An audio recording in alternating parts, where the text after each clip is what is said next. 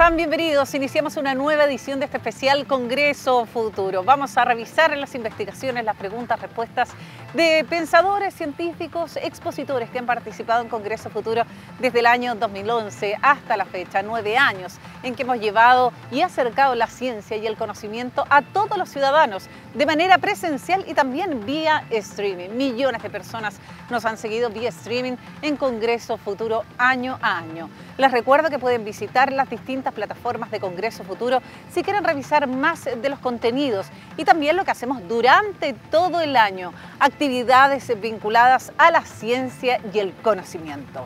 Si te has perdido alguno de los capítulos de esta edición especial de Congreso Futuro, te recuerdo que puedes revisarlos también en las plataformas de las distintas municipalidades de nuestro país a través de Congreso Futuro en tu comuna en línea, gracias a esta alianza que tiene el Senado con la Asociación Chilena de Municipalidades en su compromiso por difundir y acercar la ciencia y el conocimiento a la ciudadanía. Nos vamos a quedar con Marín McKenna, esta periodista, escritora estadounidense y especialista en salud pública y global y también políticas alimentarias, que en el año 2014 recibió el premio al liderazgo de la Alianza para el Uso Prudente de los Antibióticos. Este es el tema que ella abordó en Congreso Futuro y nos señaló que los países del sur del mundo aún no toman normativas para regular el uso indiscriminado de antibióticos en la comida y es crucial cambiar eso. Nos quedamos entonces con Marín McKenna y esta charla ofrecida en el año 2018, el shock de los antibióticos.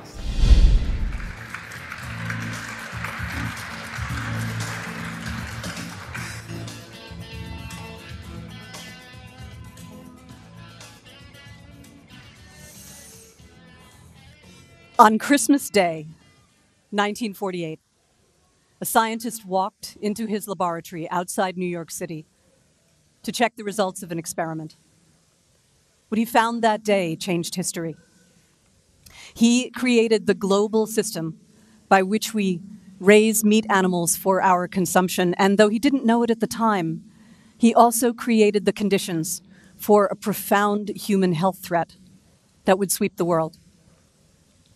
We are still grappling with the results of his discovery, which was that if you add tiny Cubrimiento, doses si of se antibiotics agrega antibiótico a la dieta de animales, se puede hacer crecen más rápidos y se crían en otras condiciones mejores condiciones. Estamos tratando con las amenazas de salud que viene de ese descubrimiento, el poder de los antibióticos y infecciones. This is that scientist. Este científico se llamaba Thomas Jukes, inglés que emigró a Estados Unidos y se tornó experto en las necesidades nutritivas de las gallinas. Trabajó en una empresa fuera de Estados Unidos, en Nueva York, y buscó un suplemento que permitiría a los granjeros darle alimentos más nutritivos y más económicos. Dividió grupos de gallinas y le dio un suplemento a cada grupo. Vitaminas, aceite de bacalao, y a uno de los grupos de gallinas que también molió esos fármacos que se llama Oriomycin, primer tetraciclina y un antibiótico. Cuando, después de unas semanas, descubrió que las gallinas quienes comieron el antibióticos habían subido de peso más que el resto de las aves de su experimento y 2 veces más gordas que una gallina con una dieta estándar. Este efecto se llama promoción de crecimiento. Él se dio cuenta que él no admitió esto inmediatamente, pero lo que estaba creando el efecto eran pequeñas dosis de sus antibióticos que él creó en su empresa, que se dejó como desecho una vez que se había fabricado. Con ese reconocimiento creó una nueva industria. Dentro de 5 años, la cantidad de antibióticos que se otorgaban a los ganados solamente en Estados Unidos fue de 0 a 500,000 libras al año. Hoy día, en Estados Unidos, el uso total de antibióticos en animales es casi 31 millones de libras. Globalmente, se cree que es 262 millones de libras.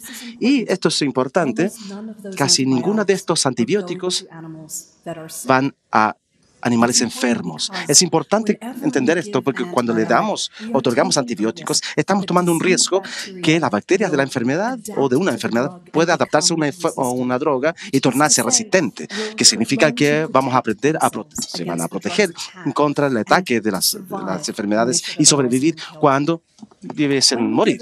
Cuando le otorgamos un antibiótico a un niño enfermo o una persona enferma o un animal enfermo, estamos equilibrando ese riesgo versus los beneficios de la cura y infección. Pero cuando otorgamos antibióticos a animales que no están enfermos, como sucede todos los días en la mayoría de todos los animales en el mundo, estamos cambiando el equilibrio. Así que, ¿cómo llegamos a este punto? Donde le damos antibióticos a casi todos los animales que producen la proteína de este planeta. Bueno, fue casi hasta el final de la Segunda Guerra Mundial, cuando se supo sobre los antibióticos, como en 1943 y 1948. Crearon una sensación. Cientos y miles de soldados y marinos vuelven de la guerra y si no, hubiesen muerto. Unas muertes debido a enfermedades infecciosas en vez son curadas en horas o días. Entonces los antibióticos son un producto público. Casi para la mayoría de las empresas farmacéuticas generan bastante dinero. Y estas empresas, el deseo de generar un poco más de ganancia de sus fármacos, también se calza con otra cosa del final de la guerra, una preocupación de la estabilidad del sistema que produce nuestros alimentos. Cuando comenzó la guerra, los productores de carne se les fomentaron a agregar infraestructura para producir más carne para las tropas. Después de la guerra, ese mercado desapareció y tuvieron que averiguar cómo cortar los costos para que el sector no colapsara. Otra cosa sucedía también debido a la devastación de la guerra. Hubo daño profundo a los suministros de alimentos y las tierras arables ya había sido destruido. Las cosechas también. Muchos barcos pesqueros devastados también por la guerra en Estados Unidos, en Asia. Y en Estados Unidos hubo una interrupción profunda de la carne que se llamó la hambruna de la carne. Fue uno de los temas más importantes después de la guerra. Para resolver esos problemas y para que la producción de carne fuera más barata, los productores tuvieron que cortar sus costos. Así que le dieron alimentos menos costosos a los animales. Necesitaban suplementos para que tuviesen los nutrientes para crecer. Y eso es lo que hizo que Dukes estudiara esto en 1948. Encontraron un suplemento y encontrar este proceso que sucede hasta hoy, que se llama promoción de crecimiento. Dukes y los investigadores quienes estaban convencidos que habían resuelto este problema posguerra de alimentar al mundo. Y no había lado negativo de lo que ellos pensaban que estaban haciendo bien. Esto es extraordinario porque un par de años antes del experimento de Dukes, Alexander Fleming, el padre de la penicilina, el progenitor de todos los antibióticos que siguieron, describió en su discurso, mientras aceptó el Premio Nobel de Medicina, la situación que Dukes iba a crear. Dijo que si utilizamos menos dosis de antibióticos, bacteria que se va a desarrollar, bacteria resistente a los antibióticos. En el mundo de la medicina, no agricultura, pero tuvo la razón. En 1947, 2 años después de su discurso, bacteria estafilococo resistente a los antibióticos comenzó a propagarse por el mundo, afectando hospitales en Inglaterra, luego a Australia, luego a la costa occidental de Estados Unidos en los 50, pero nadie consideró que los mismos procesos que iban a crear bacterias resistentes a los antibióticos en hospitales harían lo mismo en los campos. Entonces, el proceso de Duke de promoción de crecimiento se convirtió en una parte rutinaria de la producción animal. Los fabricantes farmacéuticos publicitaban esto para protegerlos en contra de las condiciones de grandes campos agrícolas que estaban comenzando. Eso fue un error porque la situación que Fleming predijo que iba a ocurrir en la medicina ocurrió en la agricultura también. La resistencia a la antibiótica y estas enfermedades resistentes a los antibióticos que nunca había aparecido en el mundo comenzó a aparecer. Los primeros signos de peligro era la producción láctea. Los niños quienes bebían leche tenían alergias de los antibióticos por las vacas. Los productores de queso tampoco podían porque la penicilina en la leche mata las bacterias benéficas que se producen. En Inglaterra hubo una propagación de salmonela en el sureste del país que mató a 6 personas. Hubo una propagación en un pequeño pueblo en el norte de Inglaterra que mata a 13 niños de esa ciudad. Y finalmente, ese es suficiente para el mundo para que ellos prestaran atención. Inglaterra primero crean los primeros controles gubernamentales utilizando los antibióticos en las granjas a través de una comisión y después un informe y luego un acto de parlamento que dice que los promotores de crecimiento no debe ser legal. Cualquier antibiótico es importante para la cura de infecciones en humanos. No debiese utilizarse en animales, a menos que el animal también esté enfermo. Y luego la atención se tornó a Estados Unidos, que es, el hogar de la promoción de crecimiento. Este señor entra al cuadro, él es un profesor en la Universidad de Tufts, que se llama Stuart Levy. Él está aún trabajando. En 1976 dijo que hizo una granja experimental de gallinas. Algunas estaban en un corral y otras estaban en otro corral. Contrata a un agricultor que los alimenta. A un corral le da antibióticos y a otra uno sin antibióticos. Y solamente en un par de meses, bacteria resistente a los antibióticos apareció primero en gallinas que tenían antibióticos y luego los que no tenían antibióticos y luego la familia que los alimentaba. Levy comprobó 2 cosas. Que la dosis de antibióticos rutinarias afecta los intestinos de los seres humanos y también los animales, que la microflora se torna resistente a la antibiótica. Así se resuelve el misterio de enfermedades resistentes a los antibióticos, porque demuestra que cuando los animales son faenados, el contenido de los intestinos caen sobre la carne y viaja con ello a las cocinas. Pero también está demostrando algo que debiese ser bastante obvio, que otorgándole antibióticos a los animales crea resistencia mientras están vivos también debido a los contenidos del intestino. Viajan a través de la bosta hasta el ambiente y luego al ambiente mayor y crean un riesgo de bacteria resistente a los antibióticos propagándose por el mundo. Su descubrimiento le dice al gobierno de Estados Unidos que haga los mismos controles que ha hecho en Inglaterra y no tiene éxito. El Congreso no lo permite para los intereses agrícolas. En ese momento, Inglaterra, el resto de Estados Unidos y Europa presentaron 2 modelos que aún el resto del mundo puede incluir, incluso el sur del mundo. Europa y Escandinavia y luego toda la Unión Europea prohíben la promoción de crecimiento y el último fue en 2006. Estados Unidos no hace nada hasta el año pasado. En vez, lo permite, esperando ver si bacterias resistentes a los antibióticos pueden surgir nuevamente. Y si es así, en 1987, cientos de personas se enferman en California como resultado de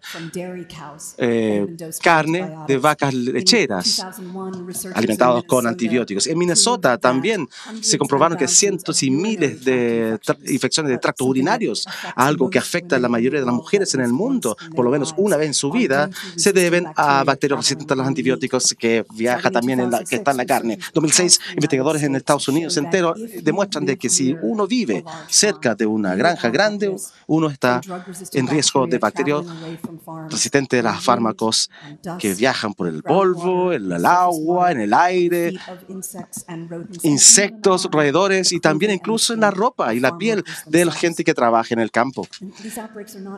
Esto no se confina solamente a Estados Unidos. En 2004, Holanda también es afectado por una epidemia de estafilococo resistente al antibiótico que surge en los chanchos que se les alimenta de tetriciclina y luego llega a las granjas, el resto de la sociedad y se propaga y tanto que si uno es un granjero de cerdos en Holanda, al entrar al hospital, no es necesario colocarlo en aislamiento para proteger al resto, a los pacientes. Ahora, solamente en 2015, investigadores en China e Inglaterra demostraron que en China, bacterias resistentes a los fármacos, resistentes a los últimos antibióticos que tenemos, una enfermedad que se llama Calisten, surgió en los cerdos en China, después se fueron las personas, después al supermercado y ahora a más de 35 países se ha propagado.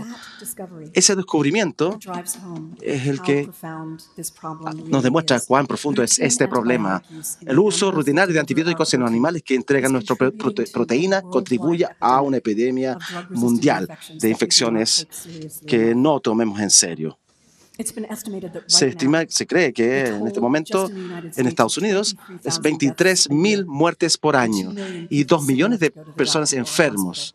25.000 en la Unión Europea. Quizás 700.000 personas en el mundo mueren de infecciones por resistencia a los fármacos. Y si no se puede controlar esto, para el 2050, quizás 10 millones de muertes al año, a un costo del mundo de 100 trillones de dólares.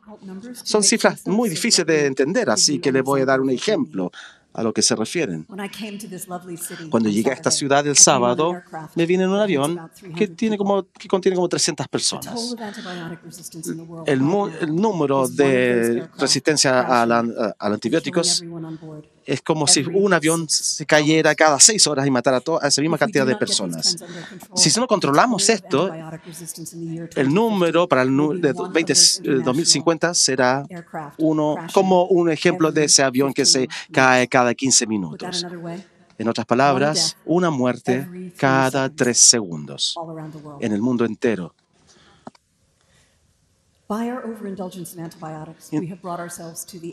Ahora estamos en un mundo donde podríamos perder la mayoría de lo que consideramos como medicina moderna y también mucha de la confianza en la que vivimos todos los días. Si perdimos los antibióticos, si volvemos a los días antes de la penicilina, perderíamos la protección de alguien con cáncer, con VIH o alguien que ha tenido un trasplante de órgano, sufriría.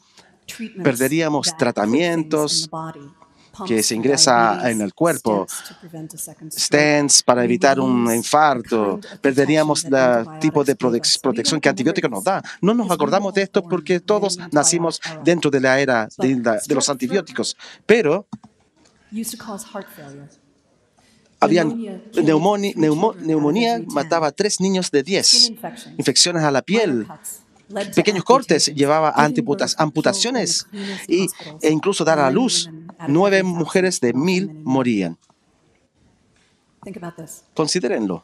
Si ustedes supiesen que cualquier lesión, no importa cuán pequeño, le puede amenazar la vida, ¿cómo cambiarían la forma que ustedes viven? ¿Andaría en moto? ¿Esquiaría? ¿Dejaría que su hijo jugara rugby? Estas son cosas que son amenazadas por el sobreuso de antibióticos en la medicina, pero también en la agricultura, aún más. Así que, ¿qué hacemos? Es muy importante que sostengamos este diálogo. Casi todo el sur no tiene algún tipo de regulaciones en el uso de antibióticos. Brasil es el exportador más grande de pollos en el mundo y uno de los países con mayor consumo de antibióticos también para el uso agrícola. Y aquí en Chile, aunque La mayoría del enfoque mundial ha estado sobre animales terrestres. Esta preocupación también es para los animales del mar. Chile sí es uno de los productores más importantes de salmón, pero lucha con el uso de antibióticos. Hace 2 años tenía el mayor uso de antibióticos en esta industria para proteger en contra de una enfermedad de los peces. No sabemos por qué la vigilancia no es suficiente, si está provocando enfermedades en Chile o no, pero sabemos que sí daña la reputación internacional de Chile porque grandes corporaciones ya no quieren comprar salmón chileno y escogen de otros países como Noruega, que crían sus peces en una manera libre de antibióticos. La pregunta que tenemos que responder es para el bien del mundo. ¿Podemos cambiar nuestros hábitos del uso de antibióticos? ¿Y los gobiernos pueden cambiar su actitud hacia el uso de antibióticos? Yo creo que la respuesta es sí. En 2014, la empresa estadounidense Purdue Farms, el cuarto productor más grande de pollos en Estados Unidos, anunció que no iba a usar más antibióticos. 3 años después, ahora no lo hace en un 99%. En 2016, el gobierno central de China, no Chile, China, que fue sorprendido por los informes de esta bacteria propagándose por el mundo, resistentes al último antibiótico Calisten, redactó una ley que retiró la disponibilidad de esa droga. 8.000 toneladas ya no se utilizaban más. Y en 2017, finalmente, Estados Unidos, después de 40 años de jaque mate, creó regulaciones y normas que controlan, fiscalizan a los promotores de crecimiento, aunque no todos los usos antibióticos. Y esto fomenta movimientos y son fundamentales para el resto del mundo. Al sur global, las economías de las naciones en vías de desarrollo está donde está el enfoque del uso de antibióticos en medicina e incluso en agricultura. Mientras que mejora la economía de países en vías de desarrollo, es obvio que van a crecer y comer más carne. Es natural que ellos utilicen la agricultura intensiva y acuicultura intensiva, y natural para que ellos también usen antibióticos a menos que se les convenza de los riesgos. Es esencial que los ciudadanos del sur hablen a los gobiernos y pongan alerta de esta amenaza, y que los países del sur sí reconozcan los riesgos y junto con los países industrializados, eliminar los antibióticos de la agricultura para siempre. El microbiólogo Joshua Lederberg dijo que no hay ninguna parte del mundo donde seamos remotos o aislados del mundo. Bueno, no hemos aprendido mucho de esa lección. No nos queda mucho tiempo para solucionarlo, creo yo. Muchas gracias.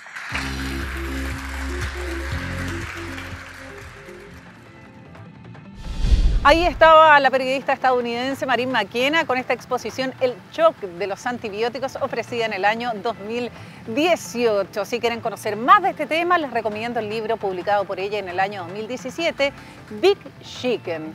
La increíble historia cómo los antibióticos crearon la agricultura moderna y cambiaron la forma que el mundo come. Big Chicken, publicada en el año 2017.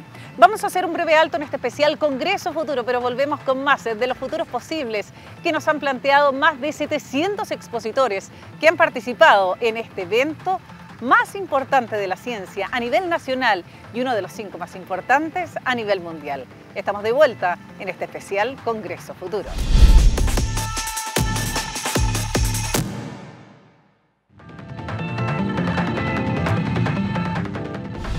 Estamos de regreso en este especial Congreso Futuro. Recuerda que estamos en todas las plataformas, en www.congresofuturo.cl, Facebook, Instagram, Twitter, y también en las plataformas de las distintas municipalidades a través de Congreso Futuro en tu comuna en línea, gracias a esta alianza que tenemos el Senado junto con la Asociación Chilena de Municipalidades.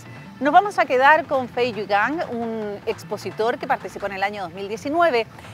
Doctor en Ingeniería de la Computación y Sistemas, además Premio Nacional de Ciencias de China del año 2007. En la oportunidad participó en el año 2019 con la charla Futuro de la Inteligencia Artificial, la tercera edad axial con inteligencia paralela. y nos señaló que en el futuro se necesitan más datos, pero también más capacidades para analizarlos. Los dejo entonces con esta charla del año 2019, Fei Yuigang y este futuro de la inteligencia artificial, la tercera edad axial con inteligencia paralela. Veamos.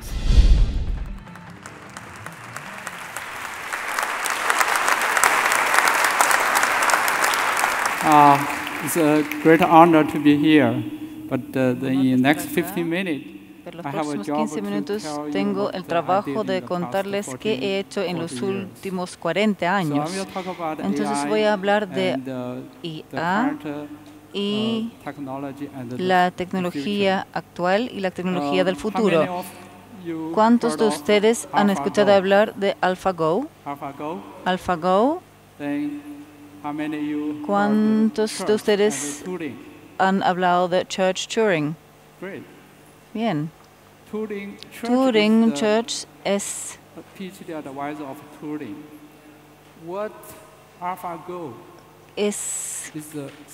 que el significado de AlphaGo va a ser una tesis de Church Turing que ha hecho con la tecnología de informática.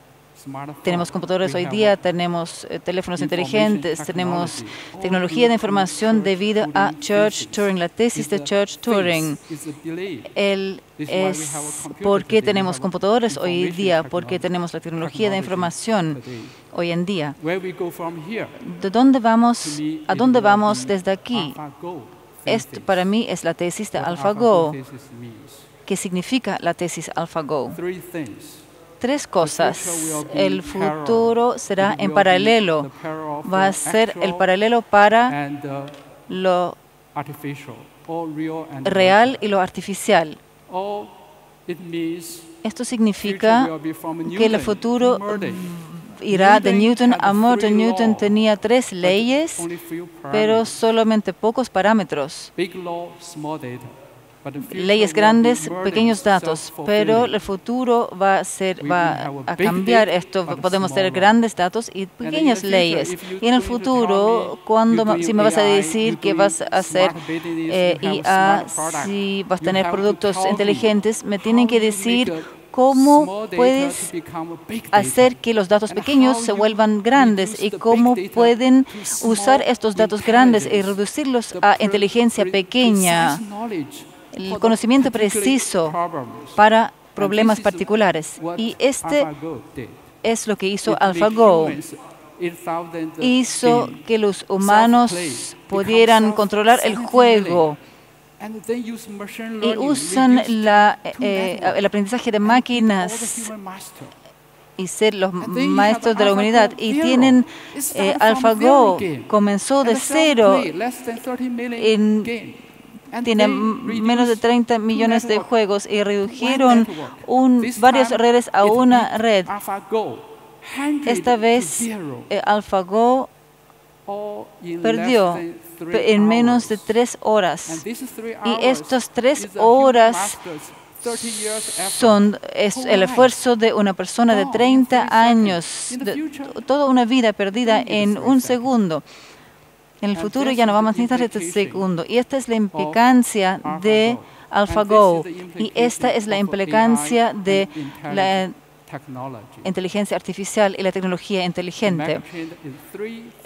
La tendencia mega en 3, ¿cuáles son los 3? AlphaGo, TI, ya no es tecnología de información. Eso es el pasado. De ahora en adelante hablamos de TI, tecnología inteligente. Esa es la nueva TI. No debemos olvidar que hace 100 años atrás TI significaba tecnología industrial, la minería, construcción. Esto tiene una filosofía muy sólida, un fundamento filosófico. Karl Popper, el principal científico filósofo del siglo pasado dijo que la realidad no es un mundo, no es físico, tenemos un mundo artificial, no es mental, no es físico, tenemos un mundo artificial. Entonces, la tecnología industrial antigua es la tecnología para desarrollar el mundo físico, la tecnología de información es la tecnología que crea, desarrolla el mundo mental, Internet. Y ahora tenemos que desarrollar un nuevo mundo que se llama el mundo artificial. Y es por esto que la AI ahora es la inteligencia artificial, es popular. Ahora ya es un depósito y es por esto que la tecnología, la TI es una TI nueva. Y si miran la historia, pueden encontrar que este concepto fue creado por otro Carl Jasper, que tenía este libro, El origen y el objetivo de la historia. Aquí tiene este concepto, el concepto de las eras axiales, y si miran hacia atrás en la historia van a encontrar 200 o 800 antes de Cristo, estos 600 años donde había sabios en el Medio Oriente o en India o en China. Ellos todos comenzaron a hacerse preguntas. ¿Quiénes somos? ¿De dónde venimos? ¿Dónde vamos? Entonces, este es el despertar de la humanidad. Tenemos filósofos. ¿Y cuál es el significado de filosofía? Ese es la IA. Porque la filosofía significa la ley de la sabiduría para la inteligencia. Pero esto solamente es el era axial para el mundo físico y ni para el mental. Y esto es de Newton, Einstein, el despertar de nuestra racionalidad. Y tenemos ciencia de filosofía a ciencia es más concreto. Ahora vamos a ir más lejos. El mundo artificial necesita una era axial porque la racionalidad es parte de esto. El pionero, el creador de IA, Simon recibió un premio Nobel por su racionalidad vinculante, el principio de la racionalidad vinculante. Y ahora con la nueva tecnología necesitamos más inteligencia, necesitamos una nueva tecnología de filosofía a ciencia. Es concreto, algo más concreto, pero ahora necesitamos algo más concreto aún para ir de la ciencia a la tecnología. ¿Por qué necesitamos esta era axial? Max Weber, él dijo, esto es por la globalización, por la naturaleza humana. Él dijo, nuestra primera naturaleza es el miedo. Por el miedo necesitamos comunicación. Y después viene lo segundo, y naturaleza es la avaricia. Comparamos la comparación, y después la tercera naturaleza es la flojera. Entonces necesitamos sentido común, necesitamos encontrar maneras estándares para que podamos ser flojos todos juntos. Y todas estas tres naturalezas se transforman en una tendencia para la globalización. El problema es que en el mundo físico, si ustedes lo tienen, no lo tengo yo. Entonces hay guerras, hay agresiones, la consecuencia negativa. Y el mundo mental tiene un poco más de progreso. Podemos un mundo libre, un negocio libre. El mundo artificial es un mundo que viene de nada. Entonces, tú lo puedes tener, yo lo puedo tener, todos podemos tener lo mismo. Y esto es una consecuencia positiva de la globalización. Es una globalización inteligente. Y nuestros seres humanos en conjunto hacen esto a la noche desde el día 1. Comenzamos a hacer guerra por avaricia. La manera es transporte, y después energía, y después información. Tenemos Internet. Ahora tenemos el Internet de las cosas.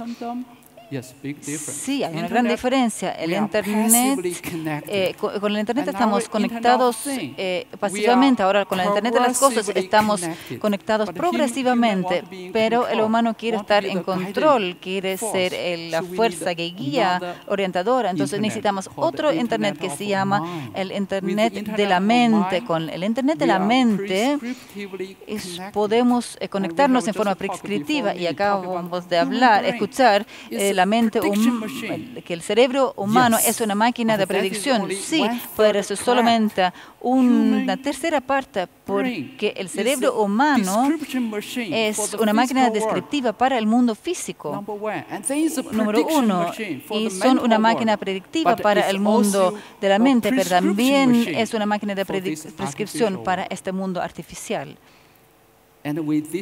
Y con estas 5 matrices que se unen, la sociedad, la infraestructura va a cambiar. Uber, Didi han hecho que la transportación sea una transportación social, y la energía ahora es una energía social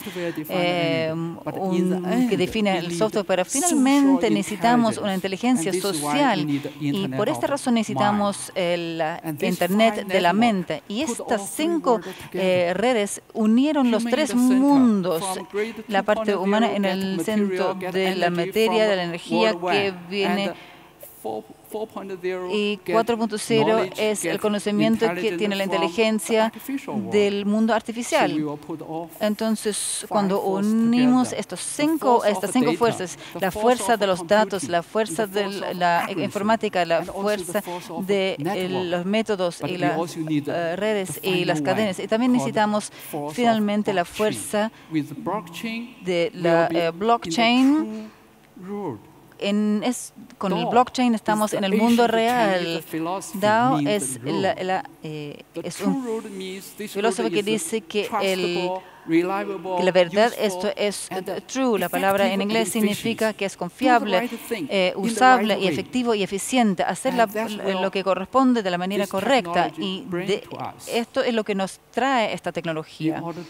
Para poder hacer esto necesitamos este espacio 5.0. Tenemos que combinar los mundos. Necesitamos un sistema ciber y físico. Y esto nos llevará naturalmente a industria 5.0. Conocimos todo lo 4.0, que es esto es un vínculo natural entre los dos. Entonces, si miramos el 4.0, ¿qué tenía el 4.0? Según el reporte original, es ICT más CPS, y esto realmente nos gusta.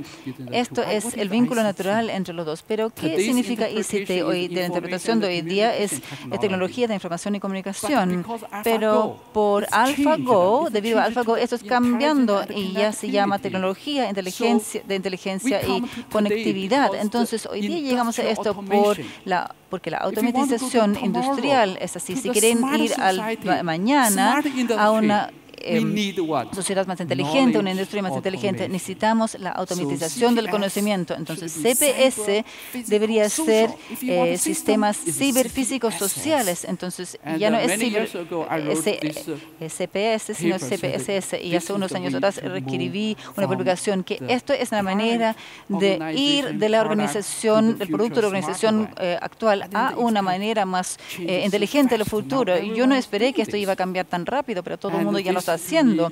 Y esto para mí es la nueva máquina que necesitamos. El computador ha cambiado el mundo, pero queremos ir más allá. Y en este caso necesitamos esta máquina paralela. Necesitamos también esta máquina física y tenemos que penetrar en el espacio entre los dos, y esto va a cambiar el progreso completo, la industria. Esta es la máquina para que los datos chicos crezcan a datos grandes, y el conocimiento, precisión para el trabajo en particular. Esto va a generar nuevos trabajos. Es como un computador. Un computador lleva todos estos nuevos empleos, ingenieros de datos, ingenieros de redes, etcétera. Y esta nueva máquina también va a crear nuevos empleos. es la automatización del conocimiento, y la automatización industrial nos lleva a lo que somos hoy, y para mañana nos lleva la automatización del conocimiento. Tenemos que trabajar con la máquina. El software es diferente de las máquinas, no de manera física, pero podemos ver que el software define los robots. Esto es el conocimiento, esto es un robot de conocimiento. En el futuro, incluso hoy día, si quieres jugar Go, necesitas AlphaGo. Si quieres jugar ajedrez, necesitas Deep Blue, porque si no, no vas a ser calificado para el juego. Si quieres hacer en el futuro un trabajo, hay 3 robots esperando, uno para la descripción, otro para la predicción y otra para la prescripción, para decir qué debes hacer, qué podría ocurrir, qué sería ideal. Ellos siempre están allá. Ustedes son solamente temporales, pero tienen que trabajar con ellos. Y por eso yo estuve 25 años en Estados Unidos, y en 2011 volví a China y comencé este laboratorio nacional, que es una combinación de un laboratorio de robots y de inteligencia artificial. Y 2 años después queríamos crear esto y convertir esto en una aplicación. Y comenzamos la Qingdao Academia de Inteligencia. Hicimos 2 cosas. En Estados Unidos tenemos robots, tenemos gestión, tenemos inteligencia. Entonces las personas tienen esa sensación. Y la universidad en los Estados Unidos teníamos CDIO, diseño, concebido, implementación, objetivo. Y para las 3 S, seguridad, estabilidad, inspiración e inteligencia. Inicialmente, con esto comenzamos a hacer 25 empresas que hacen diferentes cosas, desde hasta la inteligencia inteligente y operaciones de dinero inteligente, y también educación. Entonces, trabajamos con la información Intel para vehículos conectados, automatizados, y aplicamos diferentes áreas de inteligencia paralela, transportación paralela, percepción, imágenes paralelas, todo de datos paralelos, planificación paralela, pruebas paralelas. Lo que llamamos la prueba paralela es 99% funciona, pero 0,1% son pruebas físicas para reducir la eficiencia y mejorar el rendimiento. Entonces también incluso hay blockchain paralelo. Entonces en el negocio esto quizás hace que la competencia no justa se convierta en efectividad justa. Y quizás podemos tener paz ahora porque la guerra es la continuación de la política. Queremos invertir esto. Queremos que la política sea la consecuencia de una guerra pacífica. Y esto nos trae el conocimiento. No queremos 100% seguridad, queremos 300% de seguridad para nuestro mundo. Necesitamos tener confiabilidad, el poder, la eficiencia, todo en esta definición de software, de los productos, la nueva tecnología. No tengan miedo que va a tomar nuestros empleos o que el humano sea menos importante. La historia ya ha comprobado que esta preocupación no es necesaria. La inteligencia artificial debe reemplazar al humano. Eso era la idea, que el recurso, pero al final del día incluso va a crear más trabajo o va a necesitar más recursos humanos. Entonces yo creo que en el futuro los empleados van a ser proveídos por la inteligencia artificial. AlphaGo es un ejemplo. Todo el mundo decía, no, después de AlphaGo nadie ya va a jugar Go. Pero luego si vas a China y preguntas a los niños por Go, personas lo duplicaron. Entonces, en 1994, Karl Popper escribió La sociedad abierta y sus enemigos. Esto cambió mi mente, cambió mi investigación, la dirección de mi investigación. Yo voy a escribir un libro que se llama La sociedad abierta y sus amigos.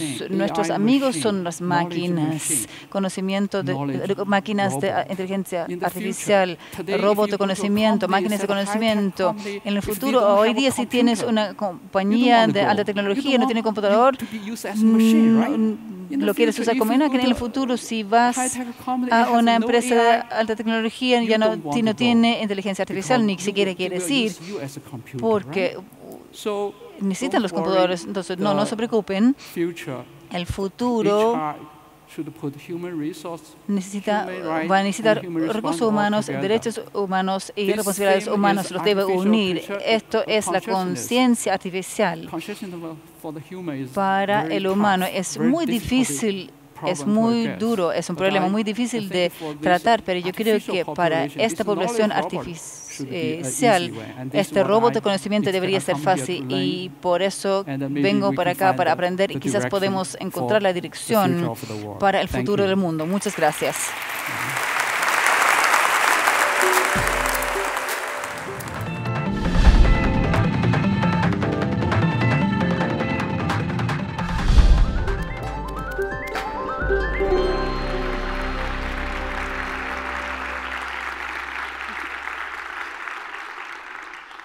¿Alguna vez se han preguntado qué nos diría el océano si nos pudiera hablar?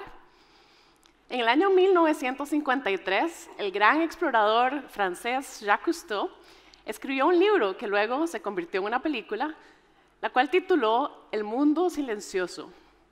Sin embargo, nada podría estar más alejado de la realidad. Debajo de esa cortina superficial, el océano es un mundo que está vivo con voces. Y esas voces son justamente mi trabajo. Como ingeniera y como oceanógrafa, me dedico a diseñar y desplegar instrumentos que recolectan esas voces. En algunas ocasiones esto implica bajar yo misma y sumergirme a colocar los instrumentos en el fondo.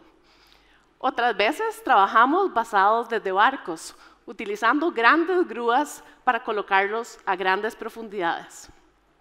Y algunas veces, todavía más emocionante, montamos nuestros instrumentos sobre los mismos animales que queremos estudiar, puestos con copas de succión que se colocan sobre la piel de los animales. A través de todos estos mecanismos, empezamos a recolectar las voces del océano. ¿Quiénes son esas voces y qué es lo que nos están diciendo?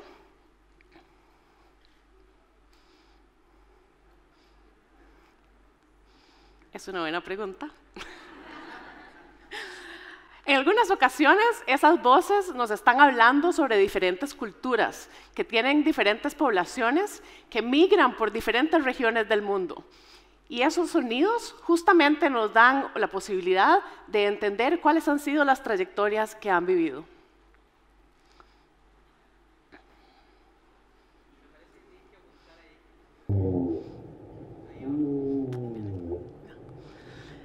Estos son los cantos de una ballena jorobada. Las ballenas jorobadas son algunas de las especies que más hemos podido estudiar.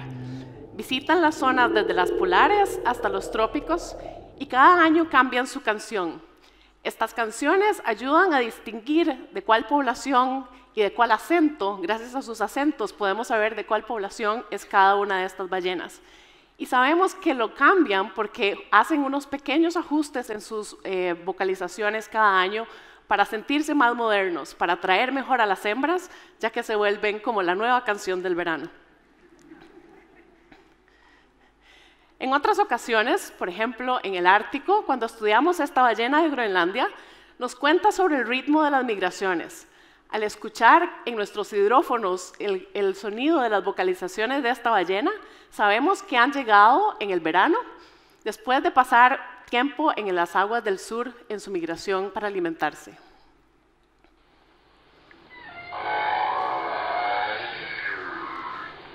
En los últimos años sabemos también que estos ritmos de la migración están cambiando, que conforme el hielo se abre más temprano, las ballenas de Groenlandia están llegando y que como el agua se cierra o se tapa más tarde en la temporada, porque dura más tiempo en llegar el hielo, pues también están durando muchísimo más tiempo en el Ártico. Esto significa que están gastando más energía haciendo migraciones más largas, llegando a sus zonas de reproducción muchísimo más flacas y con menos capacidad de sostener los embarazos. En otros casos, como en el caso de la ballena azul, sus cantos nos revelan sobre poblaciones que están recuperándose después de haber estado en peligro durante mucho tiempo.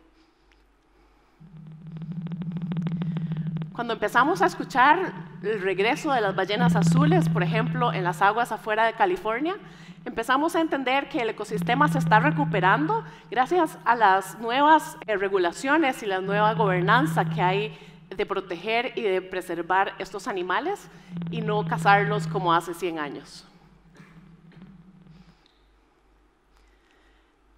En el Ártico también estudiamos otros tipos de mamíferos marinos, como los pinípedos, que son las focas y los leones marinos.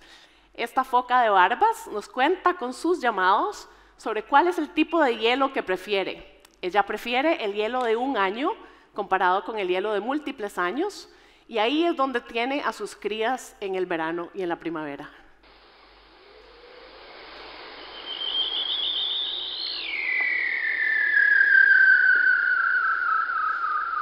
Este tipo de hielo, por supuesto, es muy crítico, es un hábitat muy crítico porque al ser hielo de solo 1 año, es hielo muy delgado que se puede disolver y se puede derretir muy fácilmente, lo cual está poniendo a esta especie y su comportamiento de reproducción en peligro. Y luego hay otras especies que simplemente me gusta compartirlas porque son tan inesperadas y tan maravillosos los sonidos que uno nunca se hubiera esperado que así es como suena una morsa.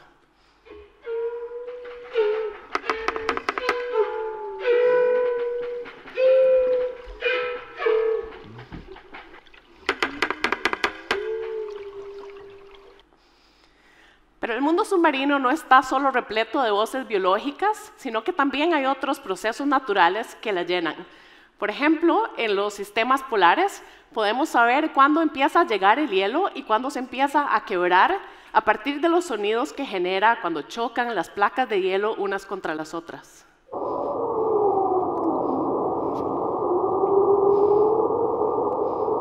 Y por supuesto, esto es un indicador que es especialmente útil ahora cuando estamos tratando de entender cuáles son los cambios que sufren las zonas polares. En otras latitudes, hemos encontrado que también el hábitat acústico en los arrecifes de coral nos indica si el ecosistema está saludable. Por ejemplo, en un arrecife de coral que tiene todas sus especies todavía, que no ha sido sobrepescado, suena como una orquesta que tiene todos sus instrumentos.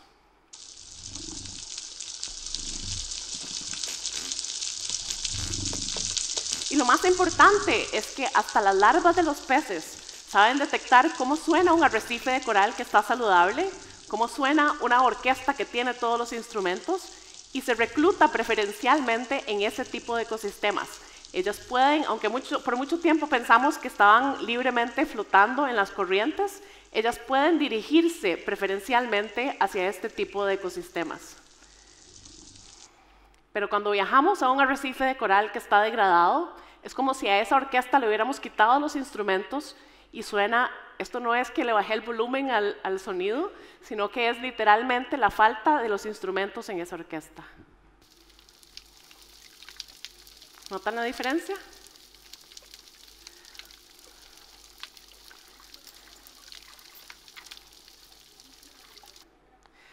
Y durante los últimos 150 o 200 años, el océano de pronto tiene un nuevo tipo de voces, las voces hechas por el hombre. Por ejemplo, por actividades como los buques de transporte, los cuales hablan sobre nuestros hábitos de consumo. Cada década el sonido submarino y el ruido submarino se duplica debido a la expansión del transporte de buques de consumo. Y por supuesto que el océano también evidencia sobre esas adicciones tan terribles que todavía tenemos, como es la búsqueda de petróleo y de gas, ya que para encontrar los depósitos de los combustibles fósiles en el fondo del mar, se explora por medio de pistolas de aire comprimido que explotan cada 10 segundos.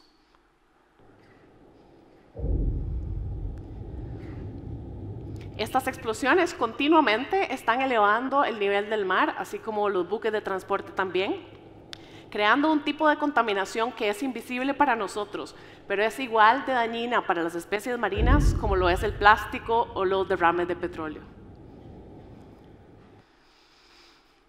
Después de muchísimos años de hacer este tipo de trabajo encima de barcos, viajando por el mundo a los lugares y a los ecosistemas más remotos y más lejanos, en el año 2015 me encontraba en el estrecho de Bering, que es justamente la división entre Rusia y Estados Unidos. Poca gente se imagina que el estrecho de Bering es verdaderamente estrecho. Entre las dos islas que se encuentran en el centro, una que pertenece a Rusia y otra que pertenece a Estados Unidos, solo hay 4 kilómetros de distancia. Esos 4 kilómetros son de libre tránsito, así que no son aguas que pertenecen a esos países. Tienen que dar permiso a cualquier embarcación de navegar. Y nosotros teníamos puestos varios instrumentos a lo largo del estrecho. Durante este verano estábamos retirando los que habíamos puesto el año anterior y poniendo nuevas baterías y nuevas memorias en los instrumentos para volverlos a colocar en el fondo. Durante ese momento algo sucedió en mí. De pronto entendí que la ciencia de la cual yo participo no solo ayuda a tomar mejores decisiones a nivel nacional, sino que tiene grandes implicaciones geopolíticas para muchísimos países, y sobre todo en el caso de países como estos, que tanto conflicto han sufrido y que muchas veces no tienen otros mecanismos de comunicación, esa ciencia es justamente el lubricante que permite que sigan trabajando y que se sigan hablando. Así que me hice la pregunta,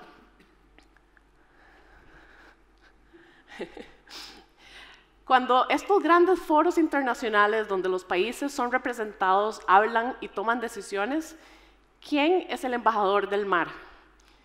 45% de nuestro planeta, casi la mitad de nuestro planeta, pertenece a todos nosotros. Son las aguas internacionales. Todos somos responsables por ellas, pero nadie es dueño de ellas. ¿Quién se encarga de decidir qué pasa ahí? En el año 2018 se consultó a 3.500 líderes mundiales y se les preguntó que clasificaran los 17 Objetivos de Desarrollo Sostenible de las Naciones Unidas de acuerdo a la importancia. Y lamentablemente el que quedó de último siempre fue el Objetivo de Desarrollo Sostenible 14, el de la vida submarina. A pesar de montones de evidencia que nos indica, hay abundante evidencia que nos indica que proteger el océano genera grandes co-beneficios en los otros objetivos de desarrollo sostenible, sobre todo los importantísimos como eliminar la pobreza, eliminar el hambre, generar bienestar y generar trabajos.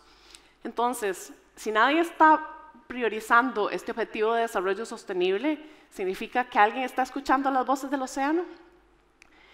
El año pasado, en septiembre del 2019, el Panel Intergubernamental de Cambio Climático de las Naciones Unidas sacó un reporte especial dedicado justamente a los océanos y a las zonas polares.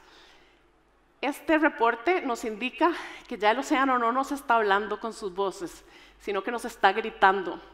Nos está llamando la atención al hecho de que el océano ha absorbido un 93% del calor que hemos puesto en la atmósfera, un 31% del carbono que hemos emitido históricamente. Ese es justamente el trabajo del océano, regular y tratar de compensar lo que sucede en la atmósfera para mantener las condiciones ideales en nuestro planeta. Y en su énfasis por tratar de hacer ese trabajo bien, se está enfermando cada vez más. Está teniendo ondas de calor marinas, como la que viene ahora de las aguas de Nueva Zelanda hacia las aguas de Sudamérica. Está también sufriendo acidificación, cada vez sus aguas se vuelven más corrosivas, más ácidas, y un sinfín de otros efectos y impactos como el derretimiento de las zonas polares. En ese momento decidí que mi ciclo de ser una científica que escuchaba simplemente las voces del océano había terminado y que me quería dedicar a lo que se llama la diplomacia científica, que es justamente cómo llevar esas voces a que sean representadas y sean escuchadas en los foros globales donde se toman decisiones. Allí aprendí que las tomas de decisiones sobre el océano, las tomas de decisiones sobre el clima y las tomas de decisiones sobre biodiversidad se trabajan de una manera totalmente fragmentada. Existen 3 diferentes convenciones, que casi no se hablan entre ellas, que toman este tipo de decisiones. Cuando se firmó y se ratificó la Convención de la Ley del Mar en el año 82, en ese momento todavía no se tenía suficiente conocimiento sobre el cambio climático, así que no está muy contemplado. Cuando se firmó el Acuerdo de París en el año 2015, la única manera en que aparece el océano es como un lugar donde va a caer el dióxido de carbono, pero no se habla sobre los impactos que pasan más allá. Y la Convención sobre Biodiversidad es una convención que puso sus metas de Aichi en el año 2010 y este año, cuando expiren, nos vamos a chocar con la realidad de que llegamos muy cortos a cumplirlas. El año 2020 se está llamando en el mundo de las negociaciones el superaño. Este año van a suceder 3 cosas súper importantes. En abril, bajo la Convención de la Ley del Mar, se va a realizar la última de 4 sesiones intergubernamentales en las cuales se decidirá un nuevo tratado para el alta mar, es decir, una nueva regulación sobre cómo vamos a gobernar la biodiversidad que existe en el océano internacional. En octubre, en China, se va a realizar la COP15 de la Convención de Biodiversidad, en la cual se van a sentar nuevas metas para nuestra biodiversidad. Y algunos países muy ambiciosos están diciendo que deberíamos de proteger un 30% de cada ecosistema, incluyendo el océano en el planeta. Y finalmente, en noviembre, la COP26 de Cambio Climático en Glasgow, Inglaterra, va a estar encargada de subir la ambición, ya que la COP25 en Madrid del año pasado quedó muy corta con respecto a los compromisos. Definitivamente necesitamos que los científicos, que todos ustedes que tienen conocimiento que es relevante para esta toma de decisiones, y no solo en el tema del clima, también en el tema de las vacunas, de la medicina global, de los tratados internacionales que tienen que ver con las regulaciones de inteligencia artificial, necesitamos que los científicos se capaciten en el liderazgo, en la comunicación, en todas estas habilidades necesarias para brincar a estas aguas desconocidas que es estar rodeado de abogados y de diplomáticos, porque necesitamos llevar todo ese conocimiento a los que al fin y al cabo toman las decisiones que nos afectan a todos nosotros. Hoy hace un año estaba sentada justamente en la Antártica. Estar en ese lugar me dio una gran esperanza de que los países sí se pueden poner de acuerdo en proteger y en preservar los ecosistemas que son altamente frágiles y vulnerables, pero al mismo tiempo que son importantísimos y críticos para mantener el planeta con una salud adecuada para nuestra supervivencia. Estar en Antártica me recordó que muchos países pueden decidir el bien común en contra del bien inmediato. Y les doy las gracias a un país como Chile que nos recibió en su base científica de esperanza en ese momento. Muchas gracias.